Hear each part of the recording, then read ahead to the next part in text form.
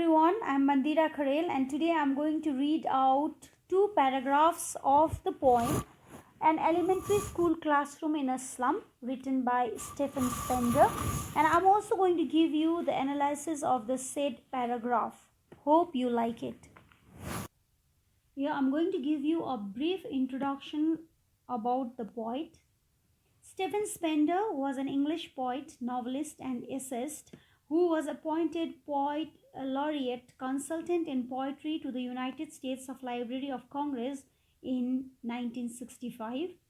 He was Professor of English at University College London between 1970 and 1977, and then became Professor Emeritus. His poems are essentially concerned with social injustice and the class struggle.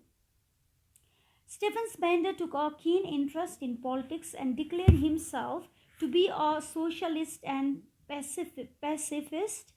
In an elementary school classroom in a slum, he underlines the theme of social injustice and class inequalities. Through the example of slum children, he harps at the elite group who are insensitive towards the poor and are constantly exploiting them.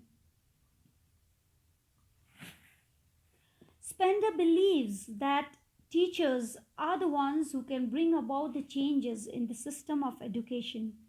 The poet is worried about the poor and deprived lot who have been living a life of misery and hopelessness. And he fears that if not noticed and acted upon to alleviate them from the state of poverty, they will continue to live in darkness with very little hope of improvement. Thus, there should be somebody to step forward and take these children of the slum out of the world of darkness by changing the system of education. Let me now read the poem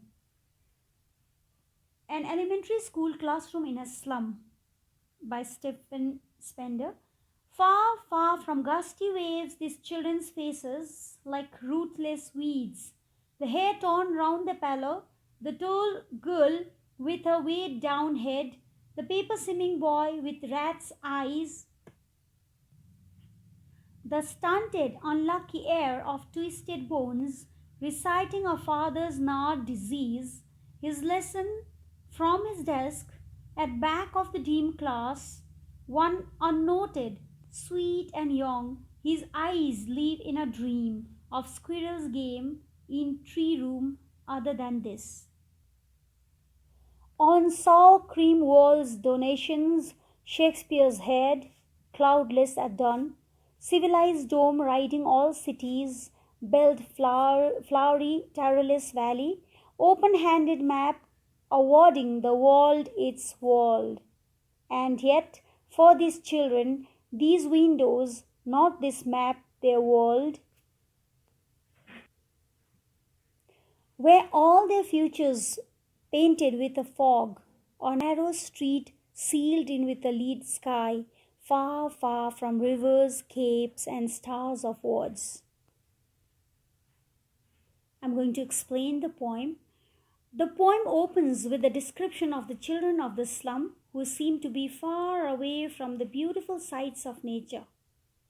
Unlike other privileged children who seemed happy,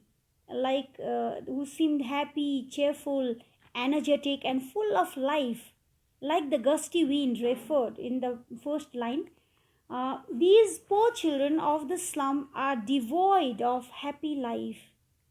They appear to look pale and weak.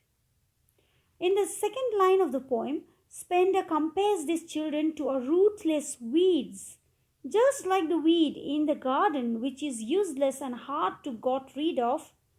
These children here are referred to something inferior and something, who seemed something withered, something like unwanted and withdrawn subjects of the society. Moreover, they have been addressed to as rootless. Rootless, which means these children are homeless. They don't even possess an identity of their own. So here, the strong image of unkempt hair has also been used. Unkempt hair scattered all around the pale face is evident to show that these children are undernourished and devoid of the basic amenities of life. Further, our attention is shifted to another student in the classroom. She is a tall girl with head weighed down, probably because she is burdened by the life of poverty, shame, and hopelessness. Besides, she seemed too tall for the class, which might be the reason that she is sitting there with her head hanging down. Just like the girl who is burdened with the problems in her life, there is a boy sitting in the class who is as thin as paper, possibly because of malnutrition. He has a fearful and suspicious eyes like that of a rat. These poor children certainly cannot be referred to as lucky heir because they have inherited nothing worth preserving. Only thing that one of the boys in particular have inherited from his father is his father's disease. He is therefore called an unlucky heir because stunted growth and twisted bones are his only inheritance. Uh, it is an irony that instead of reciting his lessons and beautiful poems, through his body is reciting the disease which he has inherited from his father. Spender further goes on to describe another sweet young boy in the classroom who is physically present in the classroom but is mentally distracted by some squirrel game outside, some trees, and there's a game going on outside.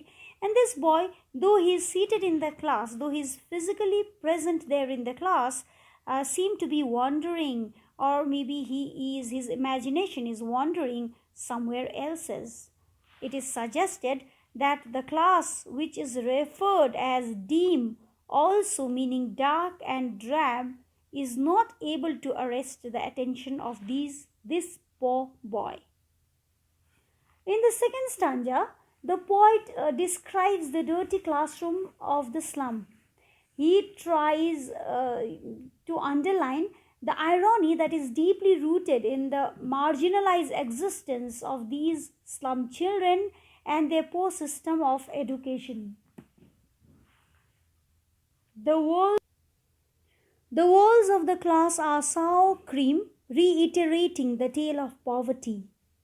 Also suggest that the walls are pale and dirty, like a cream which have been turned bad. You all know it, when the cream is kept for some time, it turns sour, it becomes bad. So is the wall of the classroom, which badly needs fresh paint. It might have been painted a while now, so it needs a fresh paint. On the walls are displayed the names of influential people who must have given donation as a charity. You know, those two people who had come there to visit the school might have given some money donation, and their names have been displayed on the walls. Another picture that has been displayed in the wall is of Shakespeare. Shakespeare representing the study of literature. There is a picture of the buildings with domes symbolizing man's achievement in architecture and the quality of life in those cities with better facilities which these children are not access to. Everything in the room is a grim reminder of a poverty and deprivation which actually needs to be addressed but instead are neglected. There is one more portrait displayed in the class which represents an Austrian valley which is covered with flower and looks so beautiful, which is again but a distant dream for the deprived children of the slum. The world map, which divides the world into two countries, big and small. In this line, in line 12, the poet talks about the two worlds. In saying so, Spender wants to project that there are two worlds. One, the world of haves, and other one, of have nots. One world which offers all the luxuries to the privileged class, and the latter which speaks of deprivation and dearth. The latter is the world without any future, and this is the world meant for the children of the slum. But ironically, all these pictures have no meaning to these poor children. The world depicted on this wall is a sheer contrast to the lives of these children of the slum, for their world does not contain huge domes of prosperity and the scenic beauty presented in the picture. Sadly, their world is marked with fog, the fog of hopelessness and misery. Their future is grim and uncertain and sealed with a dark and dull sky, unlike the cloudless and clear skies meant for the people of the privileged class. Their world is far away from the actual world. Here we are talking about the world of these people, children of the slum, whose world is far away from the actual world of beautiful rivers and capes. These things are beyond their reach, actually. It is beyond their perspective. For that reason, it is said that these actual world of rivers and capes seem like stars in the sky, with a which is far, far beyond the reach of these poor children. Thank you for listening, and I'll be explaining the other two paragraphs in my next video. Till then, take care.